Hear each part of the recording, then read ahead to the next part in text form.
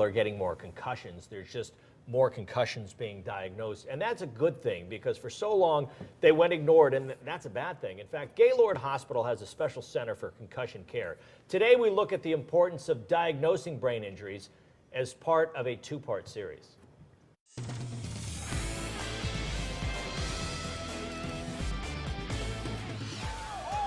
Blows to the head, certainly one way to get a concussion, but not the only way. There are so many, which is why it's so important to get a concussion diagnosed and treated. This brain function, and this is the rest of our lives. It's one thing to have, a sore elbow, a sore knee, but this is your brain. This controls everything, so I think it's very important.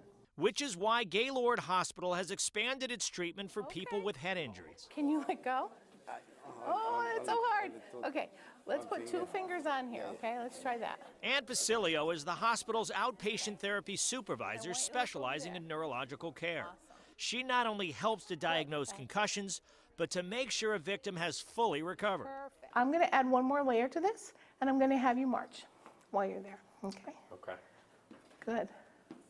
So many people who have either not been diagnosed or fully recovered from a concussion put themselves at risk by returning to regular activities.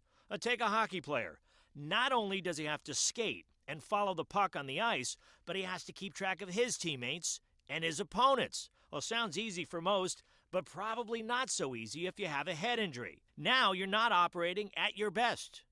All of that together encompasses what we're going to work on with our patients to make sure that when they get back into the sport, they're 100% ready. So, how do you know? Well, some signs are obvious: dizziness, headaches, nausea with vomiting, becoming less aware of your surroundings. But oftentimes the symptoms are delayed. What often can happen, though, is that a child will be hit on the field and they think they feel pretty good, and so they don't say anything to the coach or the parent.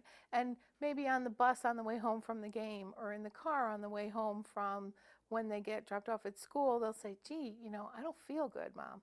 Or sometimes they'll go to bed, and the next morning is when they'll notice those symptoms. Basilio encourages everyone to get diagnosed if there is any doubt, because sometimes it's just too hard to know for sure. Very often, what we see is that a person will come in and they'll look pretty good. They don't have a cast on their arm, they don't have a bruise on their face, but inside a lot of stuff is happening that's really hard for us to see on the outside.